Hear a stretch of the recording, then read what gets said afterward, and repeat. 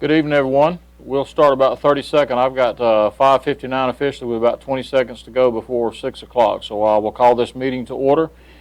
This special call council meeting for the presentation of the 2020 budget, the budget workshop, and the public hearing for the millage rate. So our first order of business is the public comments portion. So anyone wishing to give public comments, please do so at this time. State your name and address for the record, and please limit your remarks to 3 minutes.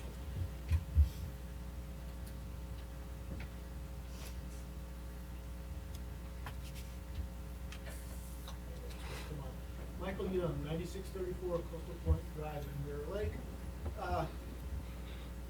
On the discussion of the millage rate, would somebody please tell us what is happening with the tax digest? I know Douglas County just raised my property taxes, my property value, so you can show us a before and after on the tax digest and what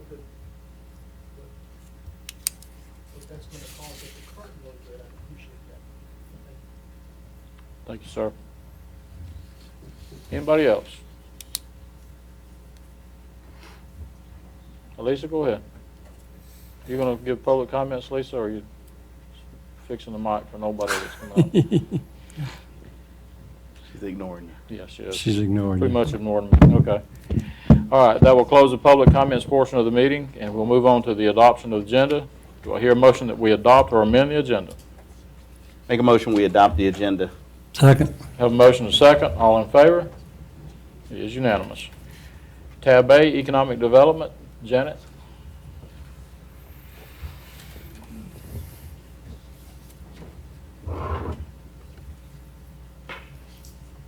So this is a consideration of a special event permit application for Clanton Heisman Elementary. They came to us recently, us and BRPD, and they are trying to raise money for Clanton Heisman PTO, and they're doing a fun color run at the Mill Amphitheater on Saturday, August 31st, 2019. The run would be approximately 9 a.m.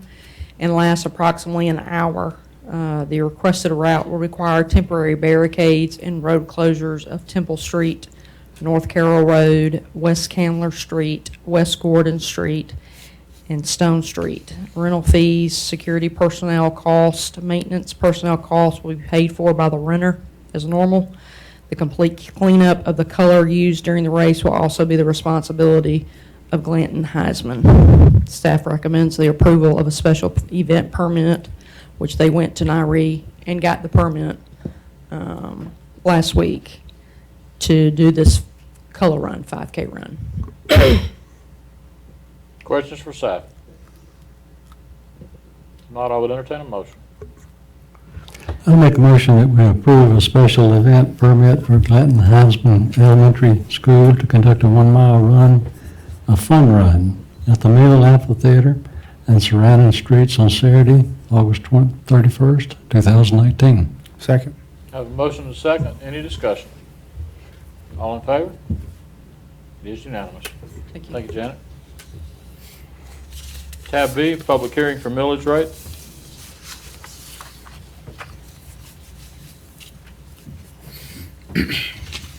This was one of the original public hearings, but we actually have advertised for one next Thursday, no, this Thursday and one next Tuesday, so I don't really have anything prepared. But if you want to open it up for public comment. Well, Well, let me ask you a question. Yes, we've moved. yeah. I've seen an analysis on both Carroll County and Douglas County's digest and that impact and the difference, and that was brought up during public comments. I just want to know if that's available to the public on the website, because I've seen it. We can put it out there. I think we probably should. Okay. Yeah, and I can answer that. Carroll County went up 16% in their digest, and Douglas County had a net change of 0, but that was because their property values went up the same as their exemptions, and it was about 40 million both ways. Right. I remember it being very close. I didn't know it was 0. I saw that too. Yeah, very, very close. That's something that was sent to us. The impact on the Douglas County side is going to be I sent it to significantly y'all. less. So are there any questions for staff before I open it up for public comments? David, that would be appropriate since it's the first reading of the millage rate. Any questions for staff? Okay. This time, I'll open it up for public comments. Anyone wishing to give public comments either for or against the millage rate increase as proposed, please do so at this time. State your name and address for the record, and please limit your remarks to 3 minutes. Larry Corrs, 115 Maple Valley Drive, Villa Rica, Georgia, 30182. I support your millage rate increase for a simple reason. We've been kicking the can down the road way too long. You need the money. Please take the opportunity provided to you to leave what the effect to the current taxpayer is. Our millage bill will be the same. If we were billed last year, I'm sorry, it was 6.5. 6.056. 6.1, okay. We're still going to be billed at the same amount. And while our valuations for most of us will have gone up, we realize that and we know that. We had our chance to approach the government at the assessor's office, and some of us did and some of us did not. And that's where we should have been able to take care of our issue about how much we're going to be taxed based on our valuation. You now are the governing body with the valuation from the assessor's office, and you now need to go ahead and tell us how you wish to spend the money that you're going to be given, and I feel that you are going down the right path, and I support you. Thank you. Can I just clarify something? Did you say you support the millage increase or the proposed millage staying at the same level? Because there's not a proposed millage increase, there's a... That's correct. Okay. But the effect is that you do not have a rollback because you did Okay. not take your increase up, roll it back to become So neutral. that's what And you then- mean. And then the percentage going. Is stay at the Yes, same, you're going to not the stay at the 6 rollback? point. Just you're wanted to gonna stay at clarify. 6. Yeah, you're going to stay Okay, at 6. right, because So you- millage increase would be different.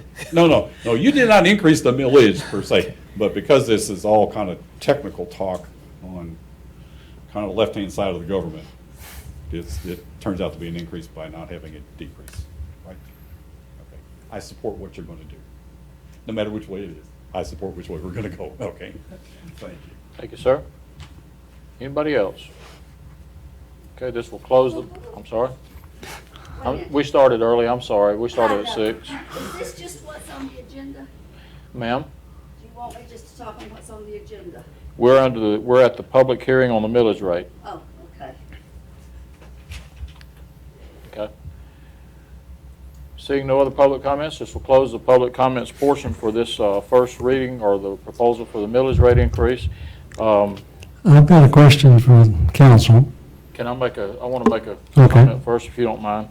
I appreciate Mr. Coors' remarks, as always, but I do have a statement that I want to make, and I'll make it now if the council will indulge me to do that. Hearing no opposition to that, I'll proceed. 3 years ago, when 2 of us came on the council, we realized that kicking the can down the street wasn't something that was going to be an option anymore. And we asked the taxpayers to ante up. And we went up on our sewer rates, water rates, garbage rates, and we said it was going to take, our cry was financial health by 2020. We did it in 2 years. We're going to talk about that later. But I'm saying all that to lead up to the point that I want to make. So the taxpayers swallowed that increase, and we did what we said we were going to do. Kudos to staff for doing just that.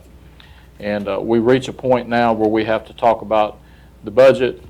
We're talking about millage rates, we're talking about rate increases, and we're talking about raises for elected officials. I've announced, as you all have seen, no doubt, that I will not run for re-election, so I want to make my point made on this, and I appreciate the council giving me this opportunity. I am not for raising the millage rate, nor am I for keeping the millage rate the same. I want to go on record as saying that I think we should, that I would support a rollback. And the reason for that is, even though, keep it, and I have said on public record several times that to roll the millage rate back is a mistake. And I do still believe that. But when I looked at the numbers and realized that by keeping the millage rate the same, we were actually affecting taxpayers and their property rate taxes were going to go up. I think the number was $29 on a $150,000 home. That's not a lot, but to folks that on fixed income and to folks that just really can't afford any more increases, that affects them. So I just want to go on record as saying that. I don't know, I don't vote on it, obviously, but I do or would support and would recommend a millage rate rollback to avoid a tax increase. The tax increase was not our fault, our being the city. When the reevaluations were done by the county in Douglas and in Carroll County, that resulted in higher property values, which increased the tax digest. So anyway, any other comments? Yeah.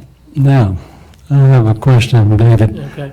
Okay, the only reason we need 3 meetings is if we raise taxes, is that correct? If we choose not to raise, if we roll it back, we don't have to have 3 meetings. If we choose not to raise the taxes. In general, that's right, but it all depends on what your definition of a tax increase is. They have a rollback number they give us that said if you roll it back to this number, there'd be no tax increase. That's correct. So if you meet the rollback rate, you don't even have to have the 3 hearings. I mean, if that's what your proposal was. Okay. But keeping the millage rate the same as it was last year under the state law is a tax increase because Right. you're not meeting the rollback rate. Okay, that's what I understood. So if we actually do a rollback tonight, that ends the thing, and we don't need the special meetings for millage rate after that. As I was saying earlier, we shouldn't have had the public hearing for millage. That one wasn't the one that was in the paper. The one that was advertised in the paper was Thursday or next Tuesday with the council meeting. So we're not supposed to be doing a millage rate hearing tonight anyway. Correct. So we don't need to even, What's on the agenda? that is what's on the Yeah, agenda. that's what's on the But that's agenda. not how it was advertised, what she's saying. That was We one of sh- the original ones, and then we had Tom wants to. to- So we can't take it up. So I just said a whole lot of stuff. and- For nothing, huh? And we had a citizen got up and speak for no reason. We're not supposed to have this on the agenda tonight. Well, you can still have it. It's And we just, still heard one. we need to have another one because another one was advertised. But I think that's where the action has to happen, right, David? You can't take action on it tonight. You can have, I mean. You can talk. You can have 1,000 hearings if you want to. Well, we can't take action, is that You what you're shouldn't take saying? action on it tonight. That's correct. When can we take action? It was advertised to take action next Tuesday at the council meeting. Next Tuesday night, 6 o'clock, okay? No point in discussing it then, till then. I agree with that. That's right. So there's nothing that I move on from, so do I move on anyway? Now you can move on. Well, what are we taking up tonight? Because, other than Glanton Heinzman? We take up the budget. Presentation of the 2020 She's going to budget. present the budget. Okay. Okay. I was Just to clarify, some of the reason for the confusion is getting the numbers later, meetings that we were going to do things at ended up changing. As soon as you change one, there's a domino effect. Changes the next one, next one, next one. I've changed my calendar probably 15 times, so I can understand anybody's confusion on this. Yeah. Multiple changes. Because we had to Thanks. advertise so far in advance, so that disqualified this meeting as counting as one of the advertised public hearings. And I guess I understand that from what you're saying, but I'm wondering why it's on the agenda then. That's all, that's my question, because I'm reading from an agenda that's really not even the agenda, right? The agenda was set up when I had the old budget calendar. After I set it up, I got a new calendar and I didn't take it off. So we didn't This advertise in happens time way, to have way it too tonight. much. This happens way too much. The agendas need to be printed, and what I'm going to say and what the council is going to talk about and what the public's going to talk about needs to be factual. This has been said before, and I'm going to say it again. These agendas are public record. And if we're going to talk about something on the agenda, then it better be on the agenda. And if we're not going to talk about it, then it shouldn't be on the agenda, period. Moving right along. Tab C, presentation of the 2020 budget.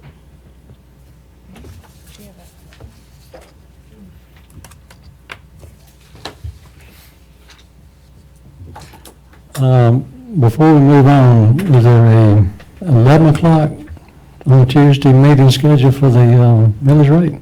Okay, so it came up on my calendar. It's changed. It's this Thursday, and then this Thursday at 11, next Tuesday at 11 and next Tuesday at 6. But tomorrow night, we have a regular council meeting. All right, let me clear something else up for those of you that may not know. I've already had this discussion with one council person.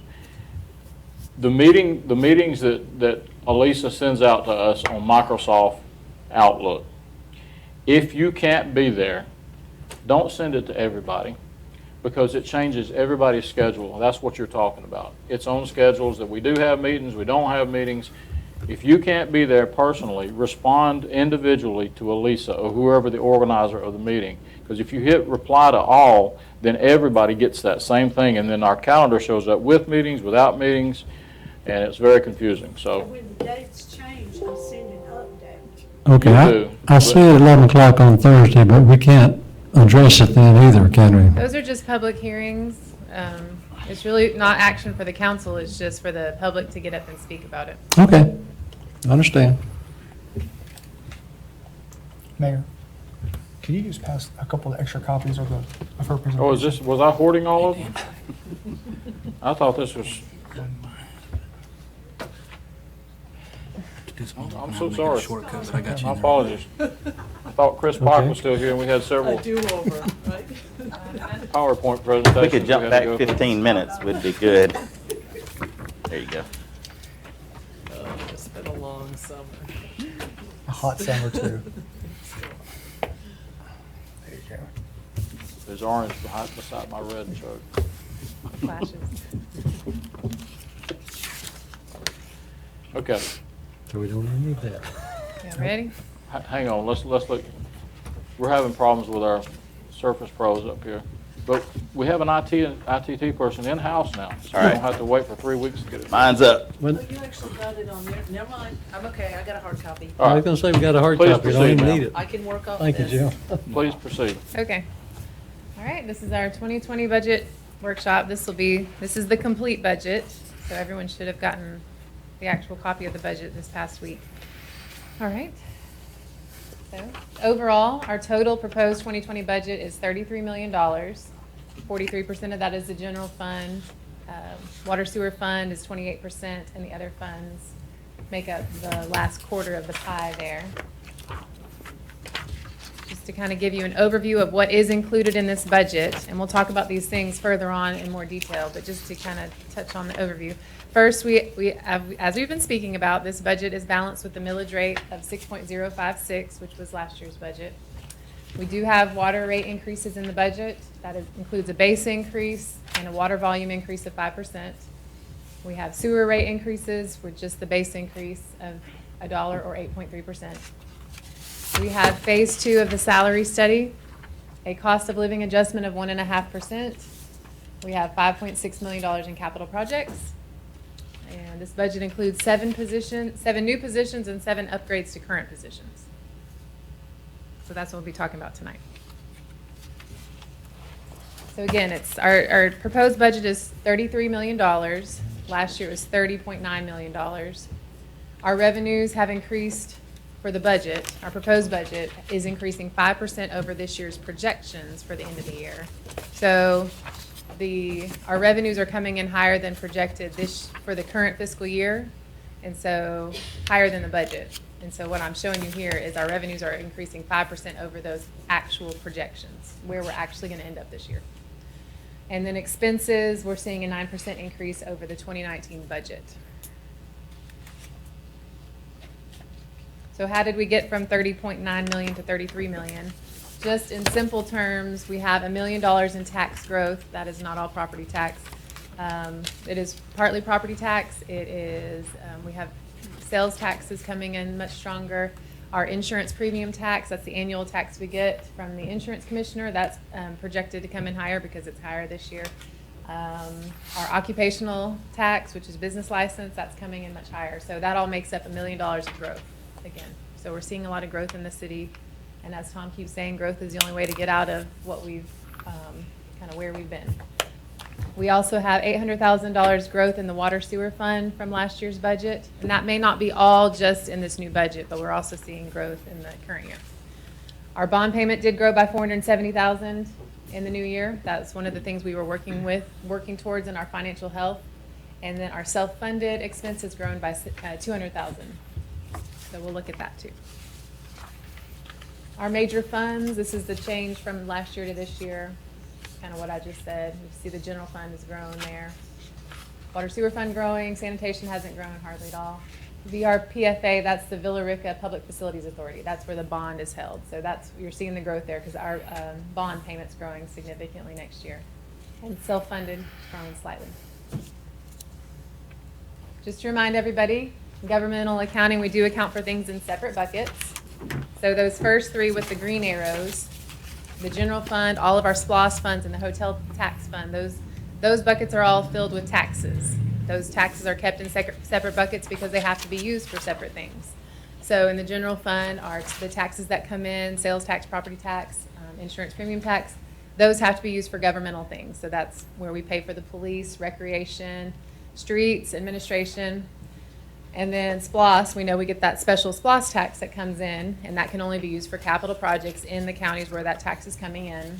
Hotel tax, it has specific requirements that it has to be used for as well. So then we have the self-funded bucket, where it has a different stream. We're putting premiums into that from the employees and the employer, the city. And then that bucket contains the expenses that are only for self-funded.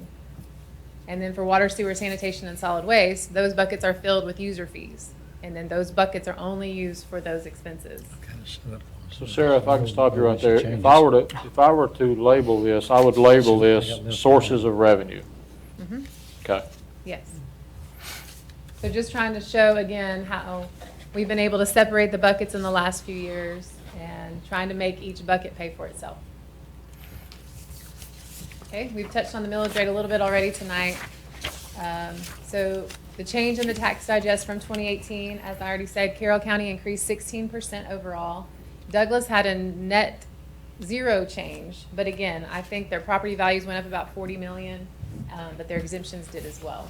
So it's no change to us. So the net change of the two of them are the city's total digest is a 9% increase there. Sorry. Proposed millage, as was advertised, last year we had 6.056. 2019, we're proposing 6.056. So that's zero change in the actual rate. The increase in taxes is from 3.5 million to 3.8 million. It's about $330,000. So how much will my city tax bill go up? So if your tax bill is all dependent on your property value. So a house that's worth $150,000 last year, if the property value didn't change and it's still worth $150,000 this year, if we were to keep the tax millage rate the same, that person would not see a change or an increase. The state has me advertise an increase because we're going to be bringing in more revenue. But to the individual who doesn't have a property value increase, it's not an increase to them. Is Yeah. there any house that hasn't gone up in value? Oh. I mean, I'm understanding everything's gone up in value. Can I ask you a question?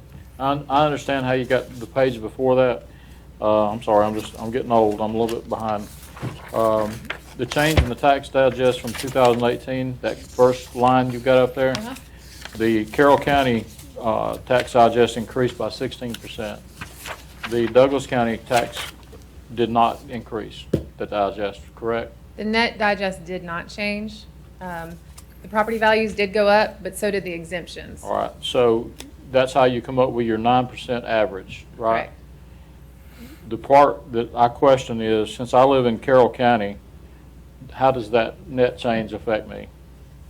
It's based on the individual houses. I know, but what I'm saying is, your net change, your 9% number, Mhm. if I live in Carroll County, my taxes still went up 16%. 16. That's how much the digest, the The value tax of our digest went up. properties I'm went just, up. yeah, I'm just saying the overall tax digest, I get how you got your average, I'm just questioning, if I'm a Carroll County property taxpayer, the tax digest increased by 16%. The tax, Well, but which is, this includes residential and commercial, and right? industrial. Do you yes. have a way of knowing which of those? Because you're going to have to know that to be able to get to the answer of his question. Yes. See, he knows me pretty good, he I knows where I do. was headed with that. Yes, I know, I don't know if the top, I could pull it up, but yes, I can tell you the percentage change based on residential, commercial, or Right, industrial. since I played baseball, it's kind of like, if my average batting was 200 and the best player on the team's batting average was 350, and you averaged it out, my 200 batting average may be up to 250, but that doesn't make me any better batter. That's a bad analogy. You like that one, Tom? You're a baseball guy. I get it. I don't know. I understand.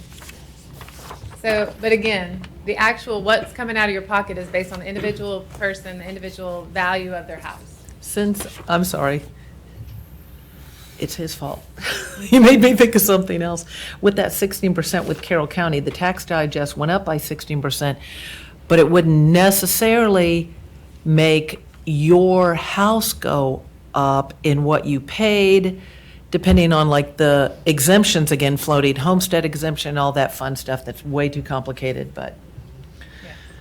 And to answer a little more detail, I mean, some houses really did not see an increase. Right. Or they saw one so small, they wouldn't even notice it. Or But it's some an people increase. saw a dramatic increase. Like ours went up, but then if you got certain exemptions, it like puts you back down. So then you're still taxed on the. But I mean, I think amount, it'd be value. good information, as Jeff's pointing out, to understand what made up that 16%. How much of that was commercial? How much of it was residential? So we really understand the impact on the individual taxpayer. We understand it's all taxes. But the citizens, the ones who've been most impacted by a number of the things that we've done over the last 2 years, are the ones that we really are trying to focus on out of that. So I would like to see that number. Okay. I think you also got to take into account the fact that some of that increase is just new growth. It was growth that was not there at all And I last would year. like to know that number as well. And I've asked you for that number, and I don't have it yet. But how much of this is just actually new growth? See, if that was, I don't want to guess, but if that were a big number of this 16%, that would also play into how we discuss this rollback rate and the millage when we get to When we were that. looking at it Saturday, wasn't it 96 million was added? But that was both counties, but I can get you those numbers. Okay. So again, what the person's gonna pay is all dependent on what their house is worth.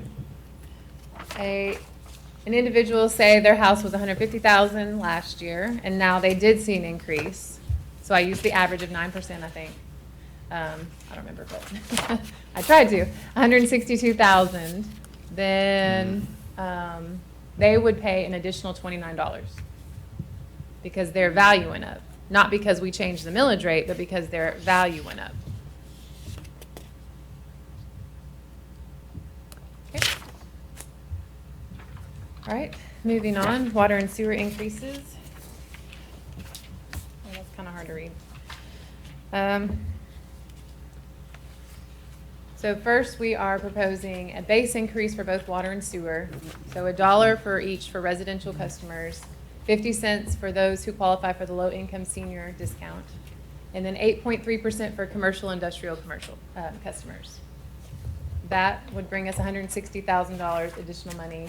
Again, additional money that can be used towards debt with GFA and things when we're talking about all those water and sewer projects that we need to do. That would give us money towards an additional debt payment. And then lastly, a volume increase of 5% to water with no volume increase to sewer. Question. And I brought this up in a budget meeting, and I don't want y'all to think I'm not picking on you. I'm just asking questions because I want to know the answers. Several budget meetings ago, I made the point that when we sold this, we said financial health by 2020. And now we're looking at a third-year rate increase. It's my understanding, and I've been very proud of the fact that we did what we said we were going to do in 3 years and 2 years. Is that a fair statement? We did get our cash positive. We have prepared ourselves for the new bond payment. What we didn't know when we started talking about financial health by 2020 was all the capital projects that we needed to take on. So yes, we have righted that, but now we're looking towards all the infrastructure that we need. And if you remember my comment that I made, there's two separate goals here. To me, we've achieved goal number one, which was financial health by 2020. So is that a true statement? Just that, forget about the projects.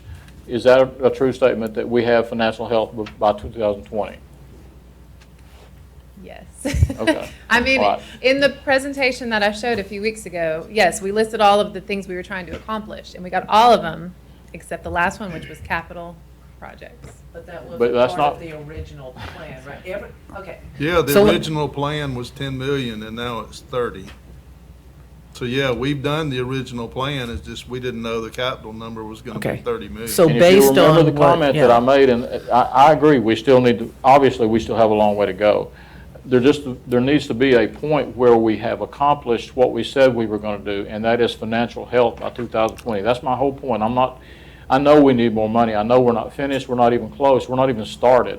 I'm just saying, if we have accomplished goal number one, which is financial health by 2020, then we need to say that.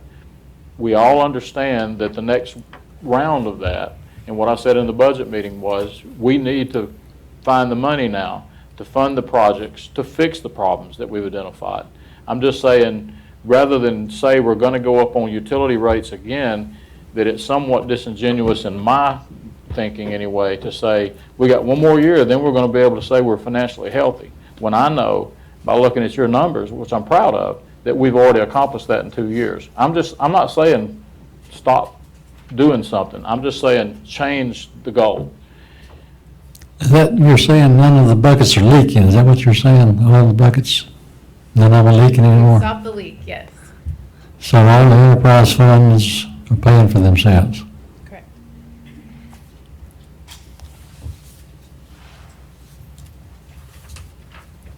Okay, Oh, are we leaving this page? if you're ready to. Could you give a little bit more detail on the volume increase of 5%? Exactly who that is, who it impacts?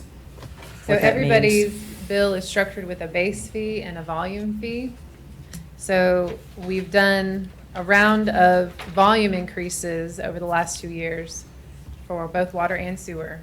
So we did 7% for water and then 35% for sewer on the volume, which depends on how much you use. So the base fee, you're charged regardless of how much you use. So everyone is charged the base fee. Right. And then the volume is a variable number depending on how much water you use. So who would this hit? It is going to affect higher users more because, again, it's variable. It's going to increase as their use increases. But anybody who uses a drop of water will see a 5% increase on that fee. It's just that it's not going to be as much to people who aren't using as much water. She may be referring to back several budget meetings ago, we talked about the multifamily housing having a base rate for each unit. That doesn't appear to be. No, we took that off. I thought that's We maybe what completely this took it out? was, but I wasn't sure. Okay, I didn't know we took that out. I didn't No, know. what she's saying here on the volume increases, everybody's going to get a 5%. That's what I'm getting, volume so that led me to increase. believe it had nothing to do with the It's gone from here. I don't multi- it's not here anymore. Okay. multifamily apartment buildings and stuff So like that. did we find a way to make up for that? Is that what we're doing with the 5%? Right. And will that accomplish what we're talking? Because actually, a volume increase does hit the users. It's not putting it on the backs of the taxpayer. It is those who use more volume are going to pay a little bit more. 5% is not a significant number. So does that alleviate the other issue with the multifamily base rates? I think we need to look at those, but yeah, Still we weren't do? ready to keep what we had No, proposed that's originally. not true. Which one? What you just said, because the base increase includes multifamily. Oh, it does. It's everybody.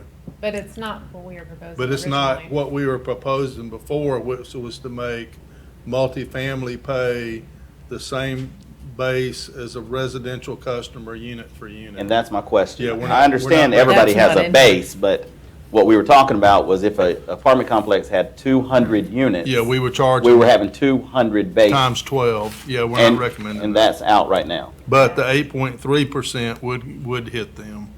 Okay, I get Because that. it's per. 'Cause it's gonna hit based on everybody. the Right, meter. I get that. So whoever that owns the apartment is going to have to pay 5% more on the volume. He's just going to distribute that amongst the people that live in his apartment. Yeah. Correct. I can live with that if that number is, if that makes it work out. I had not completely closed off my mind to thinking about the other piece, but go ahead. I know I sounded like I did, but I was just trying to make you think. So Go ahead. just to clarify, the 8.3% base increase includes commercial, industrial, and multifamily housing. Yes. Okay. Oh, the 8.3 includes multifamily? The commercial includes multifamily. We consider them, their build is a commercial customer. Okay, Okay. an apartment complex is So their commercial. base is Okay. determined That by was their the argument I made meter size, in the not beginning. number of units. So one of the, I can't remember which council member said this, but one council member asked the question, have we talked to our commercial customers about this? No. Because, you know, some of our commercial customers, that 5% increase or whatever it's gonna be is gonna hit them again. Oh, that was one of my concerns, because Sorry. I was thinking about some of the smaller businesses, say, places that use a lot of water, other than the big industrial ones and all, restaurants, things like that, and wondering, because they already exist on such a small margin of profit a lot of times, I don't want people, we got to do what we need to do, but we can shoot ourselves in the foot if business is closed because they can't keep up with what we do, whether it's taxes, fees, whatever. But anyway, that was my concern. I'd like to get a little feedback from what that would do to some of those businesses. I don't know how we do that. Articles, newspaper, it always helps to read and listen. I don't know that they all do, but it sure is a good idea. Any other questions? Well, I'll just reiterate one thing that I brought up during the budget hearing, or the budget meetings, was that on the base increase, at the time that it was proposed, the volume increase was not included in the proposal. And my idea was to find some way to see if we can sunset this base increase after so many years. And then also with the idea that it be designated for a specific purpose, as to what the funding is for. I think I proposed calling it a fire flow fee or something of that nature, but I would like to see a proposal on that if possible, please. Thanks, sir. I'll ditto that, and this has got to be frustrating trying to get through this, but we have questions on each page. But I didn't want to shoot down somebody's balloon before we got to the end, but I'll just say this. I won't vote for it if it doesn't have a sunset. If we say it's for capital improvement, that is not a forever. If I go with any increases at all, most of this I would not vote for if it doesn't have a sunset. And we'll have to decide on when that'll be, because here's the thing that happens. We know we need to increase it for a certain thing. And what they always say, Florida Turnpike, 400 in Atlanta, is we're only going to charge it till we pay for it. And then the next thing you know, they paid for it. Well, I don't know, we paid for the Florida Turnpike 50-plus years ago. Well, okay, I'm fudging, I don't really know that number. Do you remember the 400 story? And Deal took some heat because all of a sudden, oh no, we're going to extend it, and they didn't because of the pushback. Well, and why wouldn't people push back? They were told until it got paid for. And I know once you start getting it, government's not real good at turning around and going, on second thought, we're done, we're going to give you and reduce. And I do hope there'll come a time where we don't have all this debt and everything else, and we can reduce water and sewer in general for everybody. What you proposed, I totally buy into. I think that sunset makes all the difference. Put it as a line item. We want this amount for this amount of years, and it comes off. And if we don't think that's enough, then go back to the voters and have to stand before them again and say that you need more. I concur with both those comments. Well, let me say that we've had this discussion before, and I do support some type of a sunset in this. But I also recognize that these rates are being looked at as a way to pay for not only the ongoing services, but for capital improvements. Projects, right. And so I'm not going to lead myself to believe that just because it sunsets that it's actually going to end up sunsetting if it doesn't. But I think that, as I've said to you, it forces someone to come back and at least look at it, because otherwise it's going to roll back. I wonder if staff has any comments about that idea. Well, my concern is if we're truly doing it for all the infrastructure that we need. I mean, we've talked about $20 to $30 million, and Tom's calculated that it would take $110,000 per $1 million to pay for that. So, per year. So while we're presenting this small increase, for us to present, it's going to be a larger number than you want to see if you want us to show you what the sunset would really need to be for 10 years to cover that debt. So that's my fear, is the reaction we're going to get from that. But also, we can't kid ourselves to think we're never going to have an increase again, over the years as CPI grows. I mean, we have Waste Industries, or now GFL, that they pass their CPI increase to us every year. Well, we're not proposing an increase this year, but we need to get in the habit of passing that on, and maybe we'll talk about it when that is presented to us. But as costs go up, we're going to increase in the future. So I just don't want us to think that if we do a sunset, we're not going to have increases again. I think No, that's I agree with you. realistic. Go ahead. No, I think that's realistic, and I appreciate that honesty. I still think that it forces a council or staff to come back and look at it, and we're telling the public up front that we're going to set it for some period of time when we have to come back and look at it, or it's just going to roll back. So I said 3 to 5 years is what I had discussed, but sorry, go ahead. No, I mean, I concur with everything that's been said, and I started out by saying that we said financial health by 2020. I mean, that's a sunset. 2020 should have been the sunset, but we reached the sunset before 2020. I'm not saying, like I said, I don't want anybody to leave here and say, well, Jeff says we don't need to fund all these projects. That's not what I said. I'm saying exactly what Matt said. I'm saying exactly what Gil said. I'm saying exactly what Leslie said and what Danny has shared with me. And that is that if we're in phase 2 of that, if we have achieved the goal of financial health by 2020, which we have, then we need to move on to the next phase of that, which is fixing our infrastructure. And I know you're exactly right, Sarah. There are going to be things that come up that we say, you know what, there's no way we can fund, and we all know this. Tom has told us that we can't fund this simply through rate increases. We have to grow through this. I believe that. And I also believe that there's going to be a GFA loan involved, and I also believe that perhaps there's going to be SPLOST money involved, and perhaps even a general obligation bond in the future. All those things are going to happen.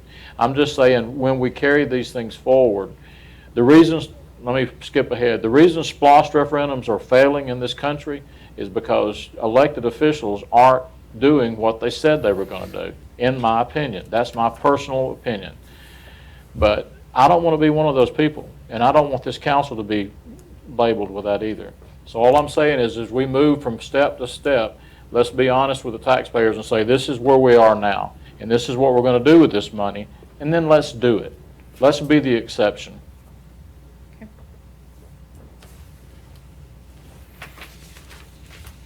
So my recommendation to you then would be to do a 1-year sunset, because you have no authority on the next council beyond that. Well, that's true. The next council can just thumb their nose at anything y'all say. That's true. Good point. But if you do that, you can't borrow debt based on that. I forgot all about that piece. Because So- the debt's gonna have a 10-year payback. This is a part of the qualifying for this GFA loan, right? So what you're saying is that you can't use that as, I mean, we could, but you wanna do that? how can you, I don't know how you can do that, because it's going to sunset in 1 year, is what you're saying. How can you go to the bank, GFA, and say, I'm gonna base my repayment on these monies, but this part of it's gonna disappear in a year? Well, that's why we're telling you that we can't do it based on tap fees. Yeah, Because they're not guaranteed. Because when the economy turns down and we quit building houses, tap fees go to zero. And I that's kind of a- feel that's like $1.8 Jeff million on that a year. Miller's thing earlier, Couldn't the sunset be Now I've 2 years? 'Cause spoken. We only have elections every 2 years. and it don't quite work. I mean, you can, but my understanding is that no council can bind a future council, so anything beyond a year, Unless you go and have a referendum and, or if it's an intergovernmental agreement, you can, bind the city for up to 50 years with those. or And a there's general nothing the future obligation council bond. can do, but, like our agreements with Carroll and Douglas Water and all, those are all multi-year because they're intergovernmental. So say to me again, did you, when you were preparing for this GFA loan, the application, did you use these rate increases as part of justification? No, 'cause Did we you haven't plan got to? that point yet. Do you plan to? It depends on how much we're gonna try to borrow, but I'm not gonna recommend that we borrow more than that I see that we can pay back. Or we have to go to more than a 10-year payback, which I don't wanna do, but which makes it, marginally cheaper per year. Well, I think that it would help this council to know those numbers when you're ready to do them, because we can't do a sunset if we're relying on this as part of the qualification. I mean, that's just the bottom line. I mean, it's a great idea. We talked about it even earlier, but it won't help us in the long run. We won't qualify for the loans if we need this money to do it. He needs to come up with those numbers and let us know. Yeah, most of us are not gonna be here in 10 years doing this. Okay, my question would be then this: if we approve the base increase as proposed here, if no council can bind a future council, then what stops the next council coming in and just reverting all this? And how is that any different? You're still working on a year-to-year basis, Right. or a council-to-council basis Yeah, still. but it is different though, because otherwise we wouldn't be talking about a sunset. Right, That is going to revert. right, absolutely. The ability to revert always exists, but a sunset Mhm. says it is going to happen. So it is different. Okay. Okay. So based on that proposal, how much will my utility bill go up? The average customer uses about 4,700 gallons. So they would see a $2.91 increase based on this dollar increase on each base, and then a 5% increase on the volume of their water. That's what the average customer, Yeah, I was gonna ask that. 4,700 gallons? I'm gonna have to tell my kids to stop all this bathing. We're at 7,000 gallons, and I'm paying for it. Go ahead. So your increase will be higher. It's gonna be higher. I appreciate We that. appreciate that. We're gonna do some different things. But you have some clean kids, though. I do have clean kids. I do. Thank you, Danny. You always point out the obvious.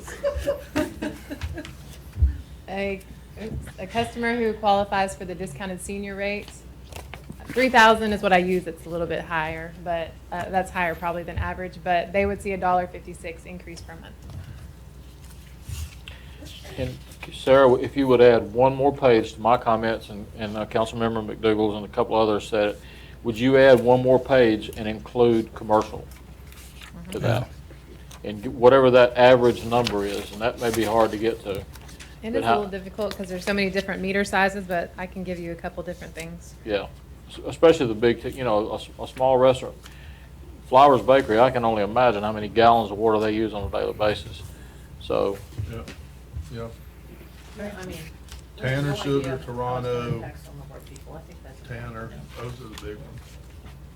and that's important, we're talking about the impact on residential customers. But customers need to understand that the reason our tax base is as low as it is now is because of our industrial base. So that's also important. Even though you don't see it personally come out of your billfold, pocketbook. Communities all around us that don't have an industrial base are suffering. Thanks to those that came before us. Yeah, if you remember the conversation we had the other day with Douglas County, they were telling us that they've calculated that the cost of service for a home demanded a digest value of $500,000 to break even. Per home. So the only way that you survive that is having commercial and industrial component to your digest, because no community Or tourism. averages $500,000 in value. Okay.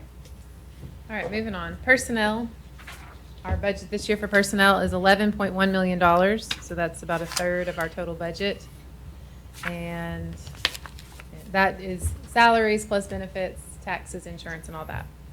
The majority of our employees are in the general fund, and water and sewer is next with 18%. As I mentioned earlier, this budget does have 7 new positions and 7 upgraded positions.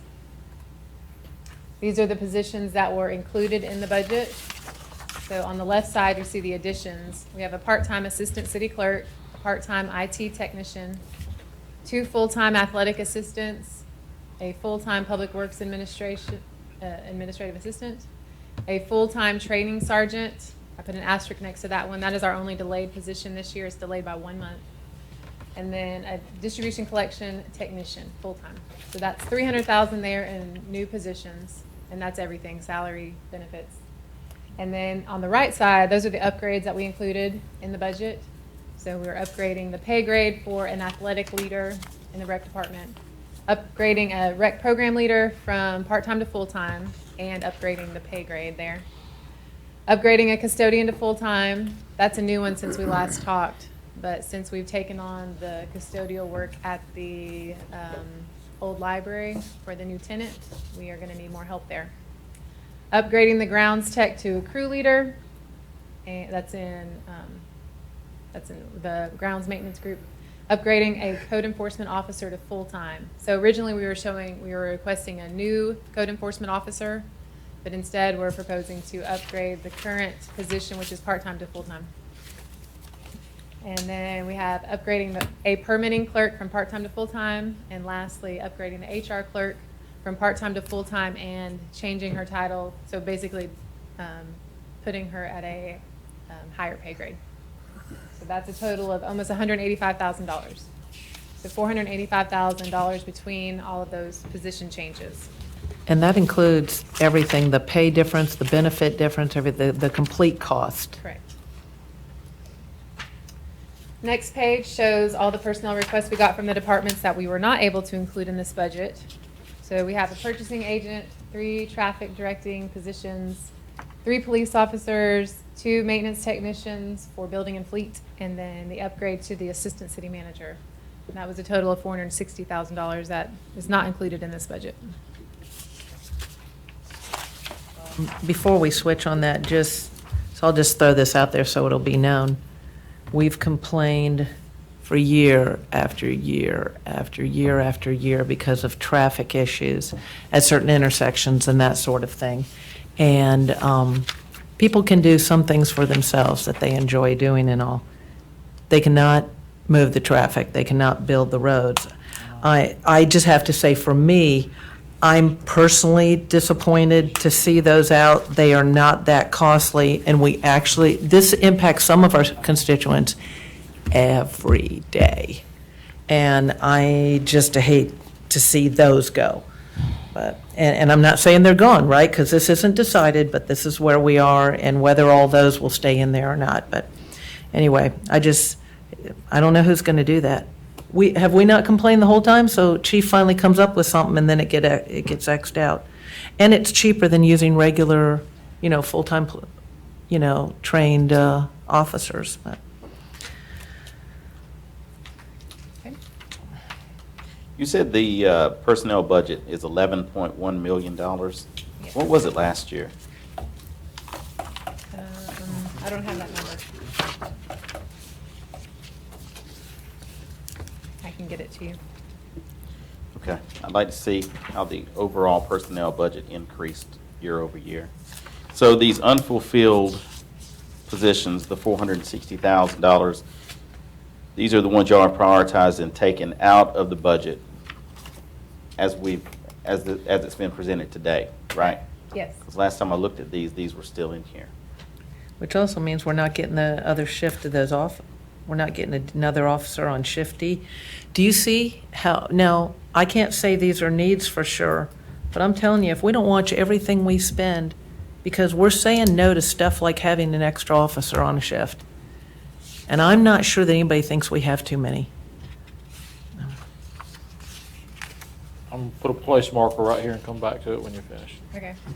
With the police officer, so since the Douglas County SRO program is not continuing, that's an officer that they have in the budget that they'll be able to use for that shift D position. Do we know that? Talk to them. Yes. Yes. When did we talk to them? Leadership luncheon. Yeah. Wednesday? Wednesday. Wait, clarify that, because they weren't going to agree to paying half, so we weren't going to have one on the Douglas County side, correct? because the county school system was not going to agree to pay half of that, Correct. which is what we do everywhere else. So what happens? So that's still a person that's already hired that works for the city. So in effect, you have a budgeted position. So we took out the shift D, and then they can use that, what was the Douglas County SRO, to be their shift D position. Who we were going to put at the school? I don't know if it's the same person, but that position is there. So here's what happened, just to clarify, and because we got some people paying attention. Douglas County last year, Villarica Elementary School, Mirror Lake Elementary School was the only school inside the city limits of Villarica that did not have an SRO. They are also the only one that's in Douglas County. So some of us made an effort to get that, and we did get the school system to agree to pay for half, just like they do in Carroll County. This year, though, when it came time to renew it, the superintendent called me and said, look, I don't pay for half at any other school in Douglas County, so I can't pay for half for your school. So since then, though, that was kind of up in the air. Last week, we had a meeting with Douglas County Chair, and she indicated to me that she would try to work on that. I don't want to say too much because we don't have any more details on it. I didn't know that as of Wednesday, you had been told that that was not going to happen. You got that from the school system? School superintendent. Okay. It is still possible that that may get funded in some way, but that, if not, that will be the only school. It's on their side, though. It'll be a sheriff position and not a Villarica. If they do it. And it'll be like, because they don't do dedicated at each school like we were Right. doing, so it'll be, part of a rotation. But the problem that people need to know is that in most schools in Douglas County, they have an elementary school that is located fairly close to, if not on the same property, as a middle school. So they're able to share that resource officer. Mirror Lake Elementary School is a long distance from the closest Douglas County middle school in order to share a resource officer. That does not need to happen. There needs to be a dedicated officer at that school, not a rotating officer like you're describing. So I will do my part to follow up on that tomorrow. This is the first I heard that that decision had been relayed to the city. So whoever we had over there, we were paying half for, and you're saying they would now, We'll have to pay all of them.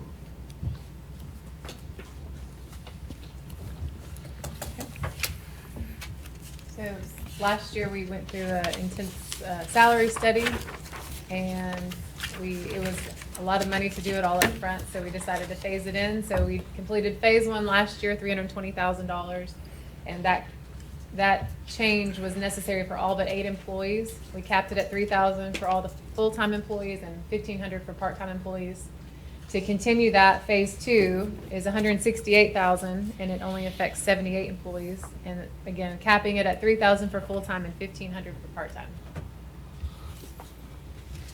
And since, so in 2018, in the short fiscal year, we did no raises. In 2019, we did phase one, which affected almost all the employees. In 2020, phase two only affects 78 employees. So we're proposing a cost of living adjustment, a COLA, of 1.5% for all employees not getting at least 1.5% with the phase two. And what will that cost? $65,000. Okay. how does that relate to, Gil, this was kind of one of your big things too, was that when we were talking about the salary increases, and it was a really big deal to have some sort of evaluation system, because the whole salary study was based on numbers only position. It didn't have to do with, I think, even experience. It didn't have to do with good at the job. That none of that was taken into consideration, according to you, Tom. And so how does this now come into play? Do we have those evaluations that were requested? Are we evaluating that somebody is effective in their job compared to maybe somebody that's new, somebody's very independent? There were requirements in that thing that we read about the salary study that should be based on, but we weren't basing it on that. This should be based on an employee that pretty much works on their own, very familiar with their job, that sort of thing. Are we doing that? merit system. No, Well, we're not yeah, doing what merit. really Like merit. to me, I'm familiar You that there remember? have been We evaluations talked going yeah. on though, but I don't know that they're being tied to this. No, And they're what not. she's saying here is that this is not tied to it. This is, you either get the 1.5 through this phase 2, or you're going to get it through this COLA, cost of living adjustment. So we're not tying it to an evaluation, but we are doing evaluations? We are doing evaluations. Everybody gets an evaluation once a year. I review them for certain things, goals, meeting goals from last year. Tom signs off. But this is not applied towards increases at this point because of the salary study, none of that was taken into effect. None of your qualifications, none of your certifications, anything like that was not taken into effect at that point. So, as we said last year, there does need to be a system, and I don't know how to design it, but I worked in corporate before, and there'd be an evaluation, and you'd get a 1, 2, 3, some people had 4 and 5, and then at some point, the board would decide how much a 3 got, or a 4 got, or a 5 got, and that seemed to be a fair way to do it. Why are we looking at something like that? Because I think that's what she's talking about. It's certainly what I was talking about last year. What we're looking at, that I've proposed in the budget, is a learning and a performance management system that tied together that would help our employees, our supervisors, do their evaluations based on the entire year versus the last 3 months. That's called the recency error. So I have done that. We have not developed a scale of how much somebody should get based on their performance. Because right now, we're still trying to implement the salary study, and it's going to take a couple more years to get everybody where they should be. How many phases are you talking about? I think there's 4 to 5. The majority of the Yeah, I think there's employees- 5. The majority of the employees will be done by 3, but then there's still a group that needed a significant increase. To echo their thoughts, salary increases without employee evaluations, or let me say this, employee evaluations that are not tied to salary increases are useless. We shouldn't be paying people the same amount of money that are giving us 100% than we are people that are giving us 40%. Or they've been in their job and they know their job, they're effective, they're not having to lean and depend on someone else that's training them and that sort of thing. I would like to see, and I think this council would like to see, evaluations put in place that they can look at and say, whenever that time comes, if it's next year or whenever it is, we need to do that. I understand that we've been behind the 8 ball, that we're trying to get caught up with salaries so that everybody's compensated, but at some point, evaluations need to be tied to money. Because if you don't, then you're rewarding the people that just slackers and they get by, and you're not rewarding the folks that give us 100% or 90%. My opinion. Very true. And the salary study was to fix the structure of our salaries compared to our competitors and our local other governments, because in order for hiring and retention, the actual position pay needed to be competitive. So they weren't looking at the individuals and, Right. do they come, do they give us their 100% or not? It was to fix the structure. Right, and I Understand that. totally get that, believe me, I get that part.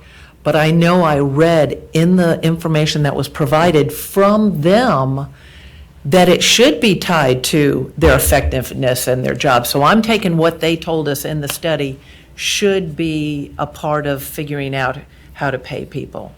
But I get what you're saying, I understand that. We were trying to make ourselves so that we're not so far behind. We addressed police officers well before we started addressing everybody else, because it's so costly to lose police officers and firemen and things like that because of the amount of money that goes into the training and everything else. When we did this, we agreed to start this implementation. We put a big chunk of money into it to start this thing.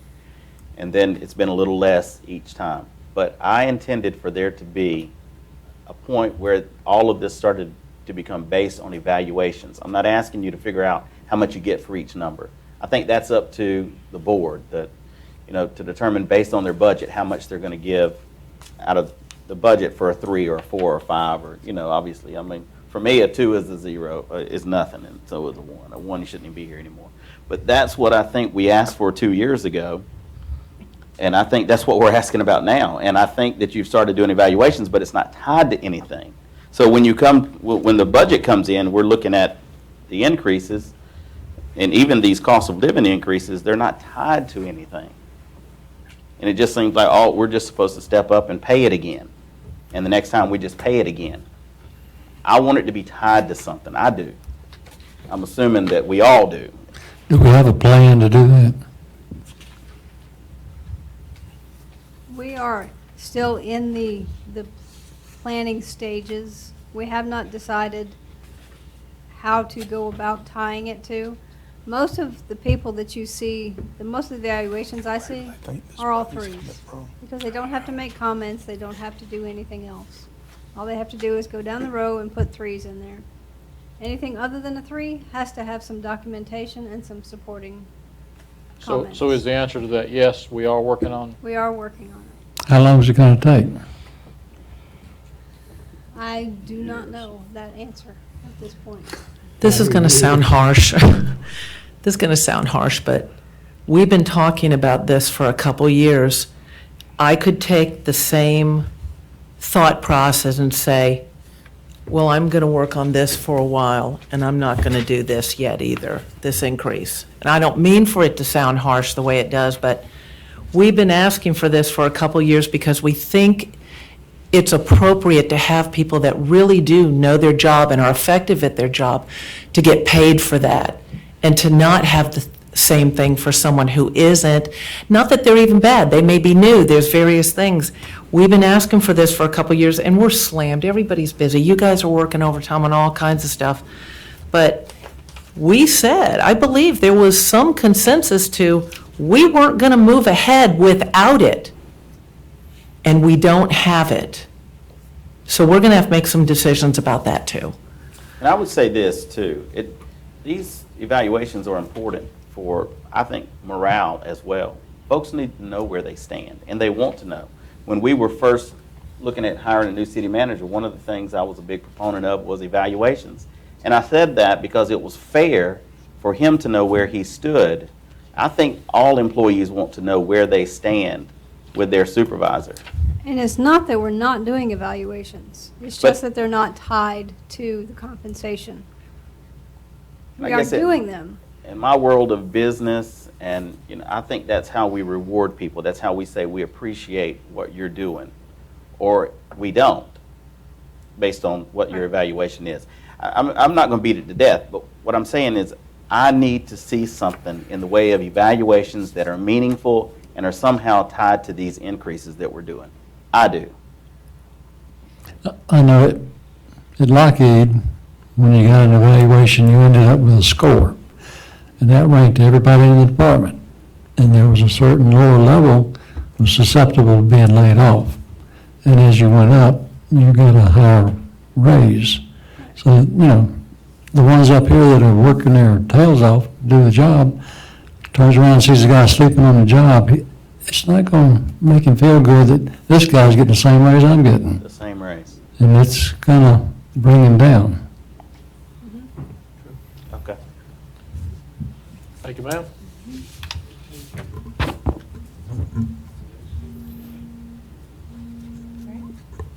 Capital requests. Capital budget this year is $5.6 million. Almost half of that is water and sewer, and the other half combined is all of our SPOSS funds. This summarizes by project type for you, but you'll see the detail in your budget book in the capital section. So our biggest group of projects is $2.1 million for water sewer infrastructure, and that's various things, but just wanted to show you in total where the money's going.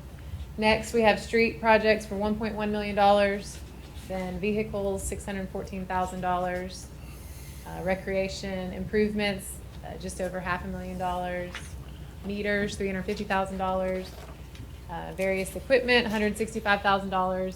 I won't read all these, but you can see those are the biggest ones we have in our capital requests. So $5.6 million. Okay, I have a question, Uh-huh. of course. In the world that I came from, capital request was different, had a different definition than SPOS request. It looks like the way you have this section categorized, a capital request includes SPOS, is that correct? Yes.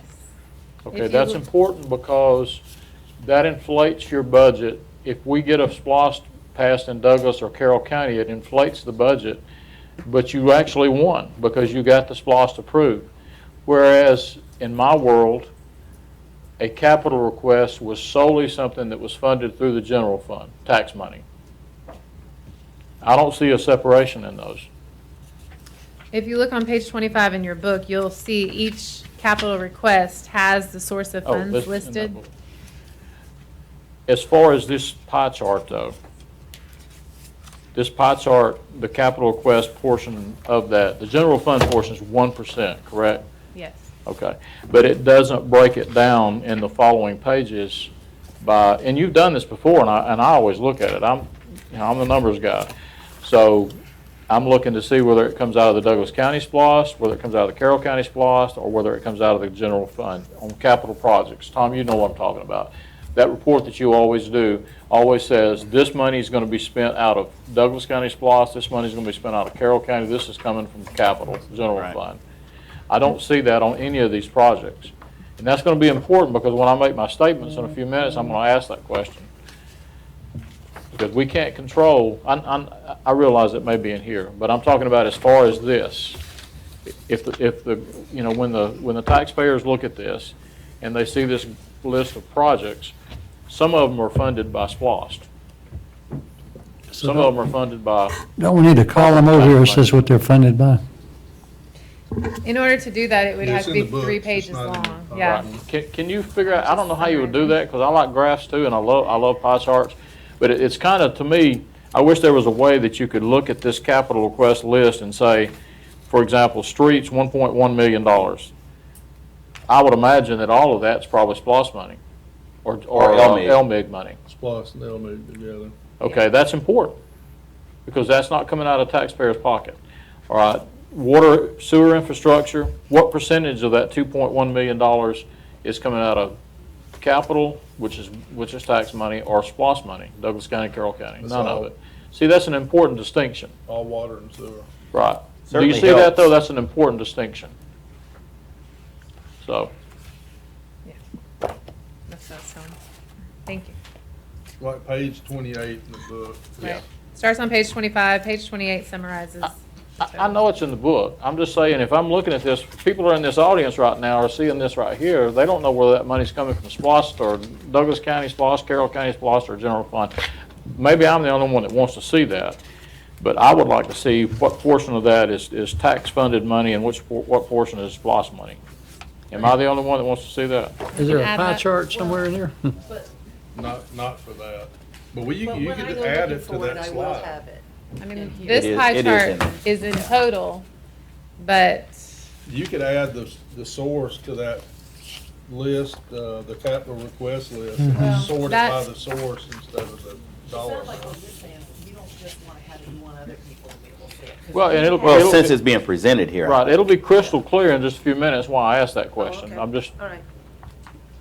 place marker, placeholder. okay. Yeah, out of that 5,000,005, only like 61,000 is general fund. Wow. See that? Wow, that's a good Wow. number. That's a great number. Thank you for that. 1% of 5.6 Y'all see million. that? If you go back to here, you see it. I mean, that's great information. 1%. That makes a general difference. fund. Yeah, I imagine if I'm sitting out there and looking up at the board, I'm thinking, wow. Well, that's how we balanced the budget pretty significantly, was we cut down the request for people and we cut back on the general fund capital requests. I mean, those were the two main things where we had requests and we didn't have money, so. Do we know what got pulled out? What's that? I mean, when you cut on capital, do we know what disappears? Yeah. Just that next. I'm about to screen. go over it. Thank you. So the next list is what was not fulfilled from the capital request, $845,000. Document management, branding and website, a detective vehicle, a used vehicle for the ACE officer, the trail tap match for 200,000, a salt spreader, a sign machine, both of those for the street department, HVAC at V-Plex, a F-350 cab and service body truck for building and fleet department, a custodian vehicle, 1 zero-turn mower, we do have one that remained, the leaf vacuum truck, and a 1-ton inmate detail van. All those things were pulled. So are the inmates and the custodian, are they gonna be on bike or what? And a trailer. We did get one van in there for inmates. I mean, they need Well. a vehicle or they don't need a vehicle, and I was just wondering what the option was. They keep driving the A old bike van. is not the And option. not a razor It's just we're scooter. spending a lot of money on maintenance. Yeah. These are all general fund items that were pulled out, $845,000. There's that key word again. These are general fund capital items that were taken out. Yep. Any other questions on that? Self-funded. So this year's expense is $2 million. $563,000 of that is administrative. 1.5 million is our estimated claims. Well, yes. We're gonna, in the bottom box, you see 90% of 1.69 million maximum claims. So that's what the underwriters think our risk is, that we could expend $1.7 million in actual doctor's visits and prescriptions. But we've had good history so far, so we're only gonna budget 90% of that, which is the 1.5. That's the worst case scenario, right? Correct. So budget 90% of the worst case. So I'm not trying to create more work for you. This is one of the biggest, greatest things that we ever did, and thank y'all and Stephanie for all the hard work that you continue to do to make this happen. But did you just say we know our rating? We know it. What did you just said that our risk factor, or use another word, that The insurance underwriters, companies yeah. use? Yeah, the maximum exposure. Okay, is it reasonable to take that number and to try to figure out how much that insurance would cost through a carrier? If we know that number? That's my question. I got a question too. Well, let me get this one first, Okay. if you don't mind. Seems Thank like you. the only way to do that would be to extrapolate from the last time we actually used United Healthcare, Right. right? It's We- that maximum number. Oh, is it? No, what they're talking, so, like when Wendell came and gave us the $1 million check, that's what they had done. If we had stayed on a fully insured carrier, it would have cost us this much more. We would More. have saved $1 million. But by not doing that, we've saved $1 million. So That's where they got that number from. Yeah. They just couldn't spell Gil's name right. 3 times. yes. And it looks like I'm popular at home because I have all 3 of them sitting up on the cabinet. But when you look at them, you see 2 of them are wrong. I thought you saved $3 million. I didn't know. I've been busy. No, I think that's a good number. I mean, that's really something Yeah. that we need to continue to look think at. so. I think sometimes when people look at our budgets too, they see that if you just look at how the budget moved from X number to the current number, you're not taking into account that now we're having to add this insurance piece into it, which is a chunk. But really what this, although on the budget it looks like we're spending more money, we're actually saving a lot of money. It's just that we're sort of in-house managing this through our third party. We're still doing very good on this. This has still been an excellent idea. I'm still very much on board with that. Question is, how much have we don't show it on here, how much have we saved so far? I will tell you at the next meeting. It's around 700,000. That So should that's be on eat there into a somewhere. little bit of where we were. Now we've eat into a little bit of where we were because we're at about $1,035,000. Is that right? Not in I don't think cash. we were ever that high.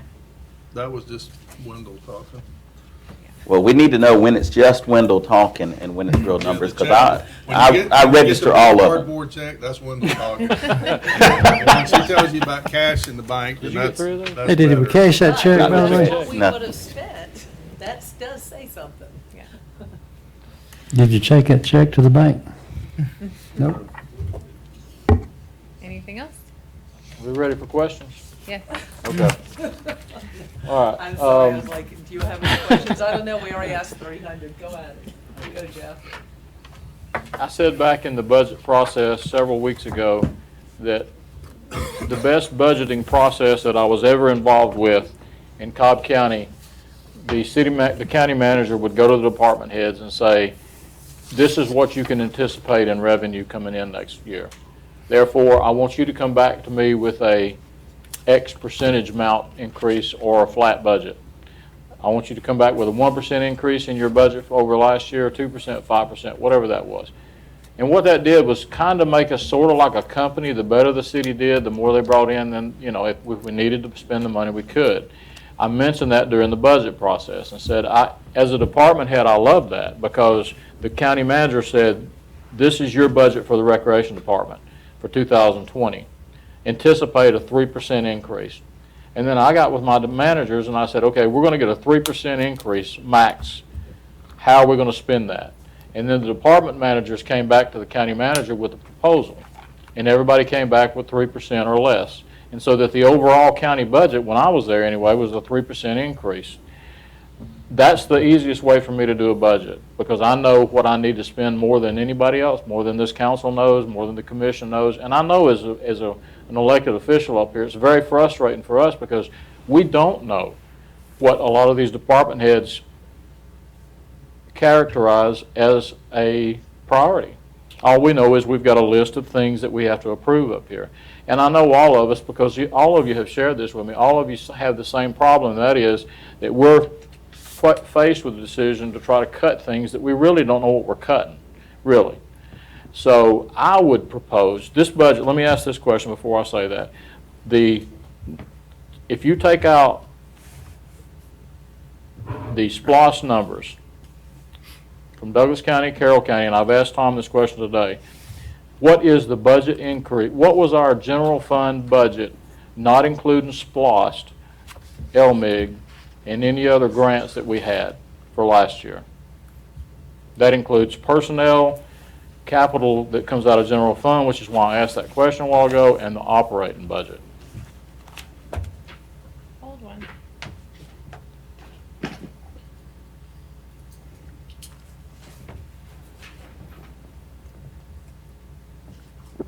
Column headers. Our general fund budget last year was $13.1 million, 13.2. 13.2, What'd you say? 13.2 million. It's on page 3.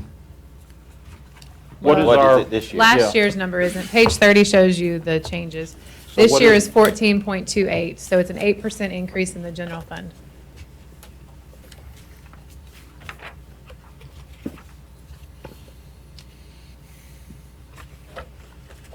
That's a $1 million general fund increase. Correct. Is that correct? And that represents 8%? Yes. 8% increase? That's a $1.1 million.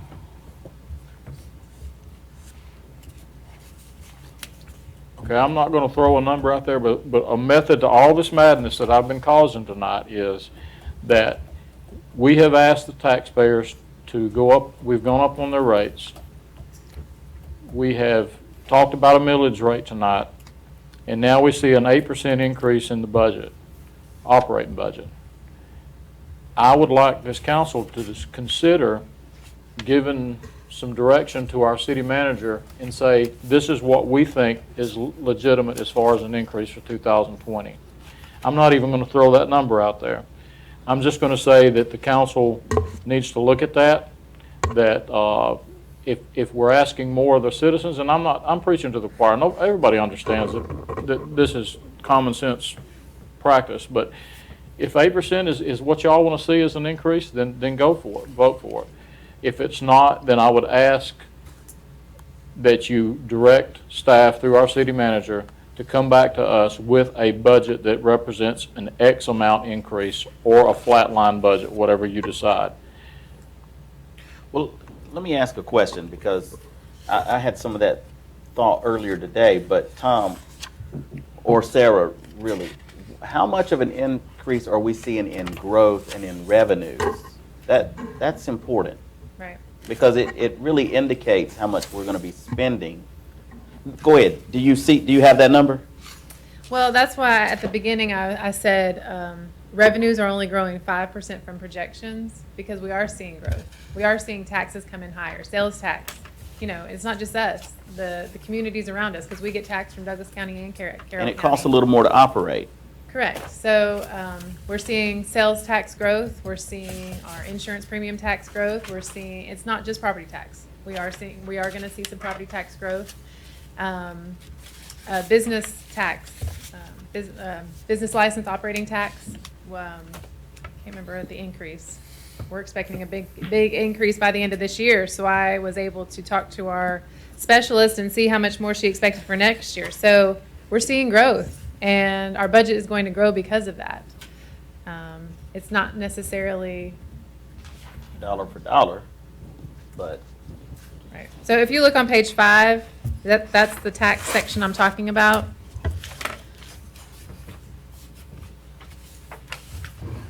So that's about $1 million right there.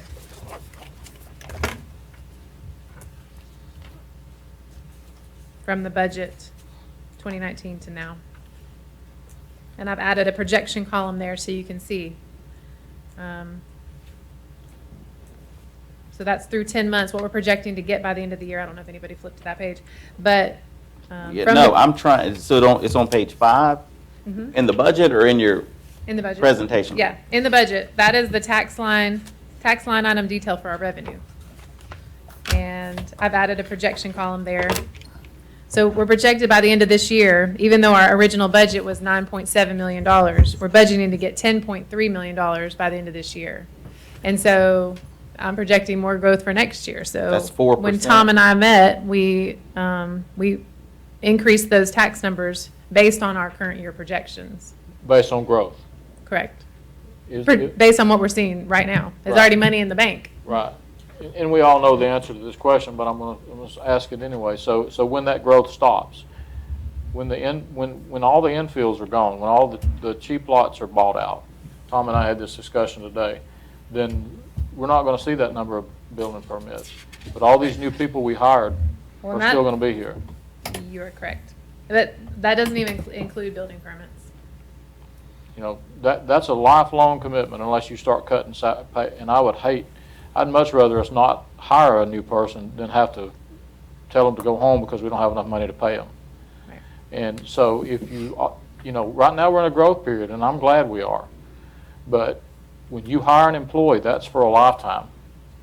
And when the economy turns down, and it will turn down, then you're still paying for those employees.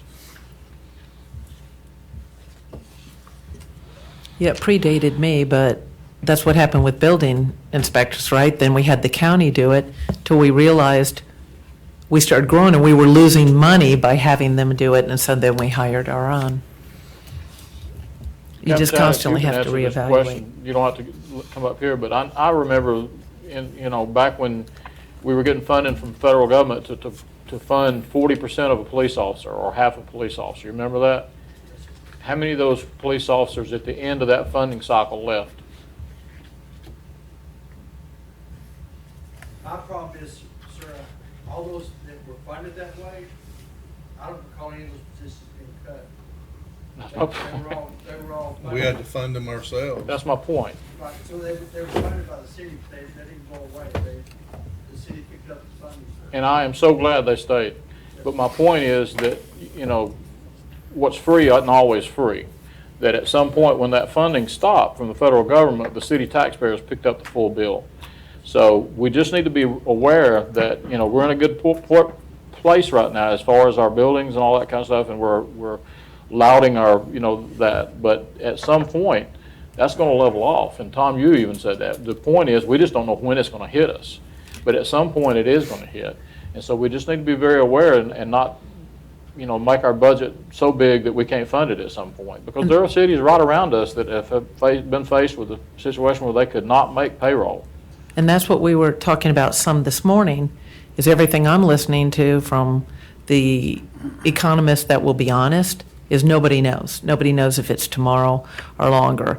And at the state level, they appear to already be addressing this. under Kemp, where they are saying, let's get lean now while times are good, and to also pay for the raises that they gave to teachers without having to tax people more. He doesn't want to, raise our taxes, right? That's not very popular. And so they're looking at lean now while things are good, and I can't emphasize that enough, because the building permits are going to stop and we don't know. We just don't know. And this to isn't gonna really be- prioritize. It's not all going to be resolved in personnel anyway. You could eliminate every addition, and that's only a third of the increase. So, I support exactly what Jeff's talking about, which is that go back and find out where you can cut again, and maybe this council maybe come up with even a target number, or not. I mean, I can go along with that. The increase in revenues is around 5%. It wouldn't be unrealistic for me to be at a 5%. I could find a way to be comfortable with that, but I don't know where you're going to cut the 3%. But also, I don't work as closely as you all do. This is what I'd like to see y'all do. But I'm speaking for me. If somebody wants to second that, or at least get into the conversation and say that they could agree with something like that, I think it would help staff to know that that's what we're really shooting for. I just can't at this point, and this is why. You guys worked probably forever to get all this stuff, and over time, I got this today. I was out of town. It got put in my box Thursday afternoon. I got home Friday night. You can't go down to City Hall and pick something out of your box. So the first time I got it was today, which is nobody's fault.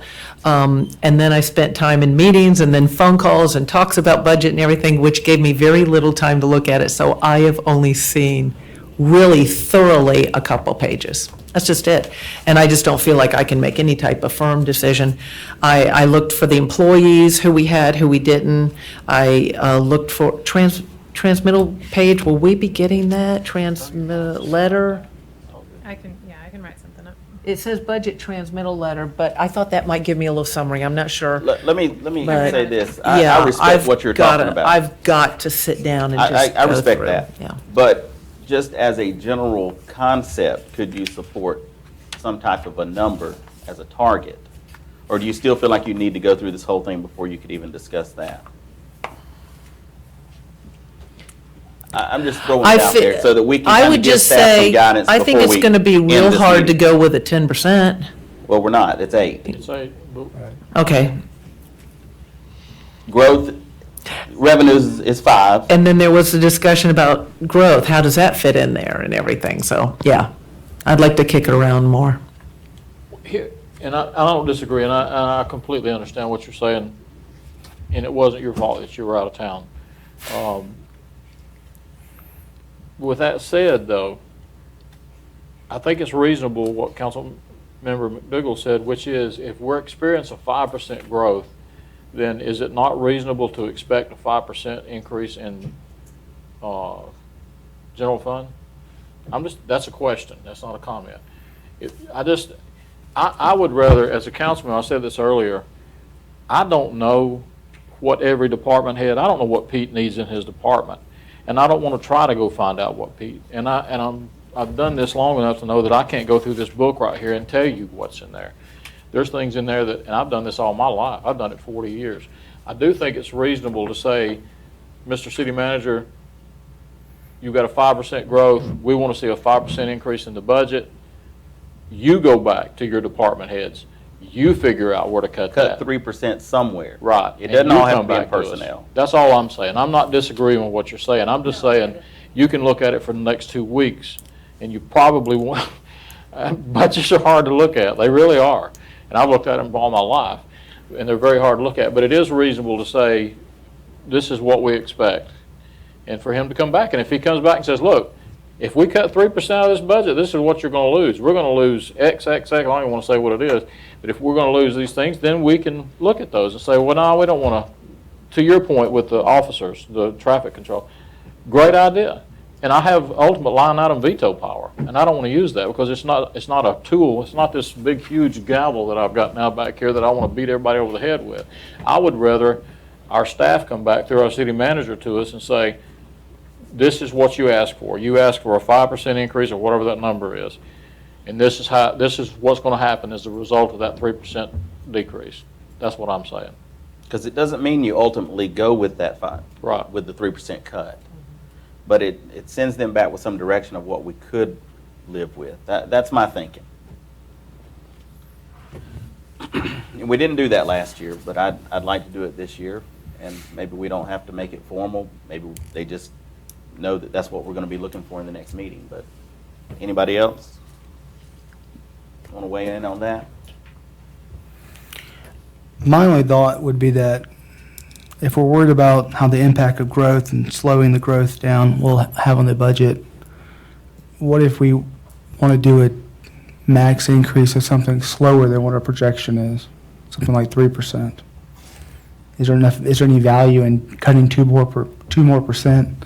Is it worth it? I would like to see like a comparison or analysis on that, perhaps. Councilmember Carter? I was just looking at this year's budget. We actually didn't make this year's budget. We went over it. We had, what, 30.979 budget, and we're $300-something thousand over that. Where are you looking? Phase 3. Do the math. What's 3%? Looks like you're projecting for 2019, 31.3, and we had a budget Right, of, that's what I'm saying. We're seeing growth now, money in the bank. So when I'm saying 5% in revenue, that's because we're already taking into account the growth we've seen this year. So then we're projecting another 5% for next year. So it's kind of apples and oranges. So the 5% is over the projection, the actuals for this year. The 8% on the expenditure side is budget to budget year, budget expense to budgeted expense. So, if I understand what you said, Councilmember Montahan, just, Gil just helped me with the math here. And if we went from an 8% increase to a 5% increase, that would be a $428,400 deduction in the budget. Right. If we drop down 2 more percent, just as a cautionary measure, because we don't know what 2020 is going to hold when it comes to. Are y'all I think talking? it's going to be a Possible recession serious and so challenge forth. to get this 428 cut out. Right. I'd have a hard time seeing how you can cut out $750,000. Are y'all talking general fund only or citywide? General fund. General fund. Citywide, but not SPOS, because you can't cut that. Well, we're not talking Citywide about is- those. We're Okay. talking about the 13.2 and the 14.2, Okay, so that's general fund. right? Citywide would include all of the SPOS and the LMIG and all that. I'm not talking about that. Okay.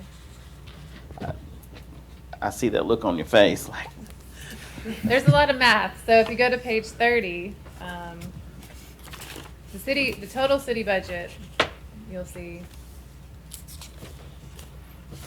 I guess I just want some clear direction. So you're thinking 5% for general fund or citywide? for the general fund, the numbers that do not include the SPOS and LMIG numbers. Those numbers are being paid for out of different funds that have been set aside for those projects as that money comes in. Mm-hmm. So I'm not, there's no point in addressing those. You're not going to use those funds for other things anyway. They're dedicated funds. All right, so. If I said find it in the SPOS funds, that's a funny little way to do math. You just, Yeah, but we'll that's. just do those and next time I'll fix it. Right. I know how that Yeah, works. that's why I was very That's not what we're specific the way talking I- about. You know, I prefaced my argument by saying not, well, you know, and I'm gonna throw this out there. I mean, right now, we're in the ox in the ditch scenario, which is Jim Miller, who was my mentor in life. When there was a problem, he said, when the ox is in the ditch, we all get in and pull it out. We've asked the taxpayers to get in the ditch. And I don't know if this is not the time that we need to be adding more personnel. So that $428,400, if you eliminate every one of those positions that were requested, that's $300,000 of the 428. That's a suggestion. But I don't want to make that decision. I've already said I want the city manager to make that decision. Okay. What else? Anybody else? No, that's good enough for me. All right. Do I hear a motion to adjourn? Make a motion, we adjourn. Second. Have a motion second, all in favor? We are adjourned. Thank y'all. And thank you, staff, for doing a great job on the budget this year. Great job. Just want to remember that,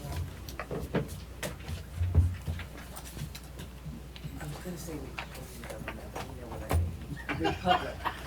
mean. Republic, okay? It's messy.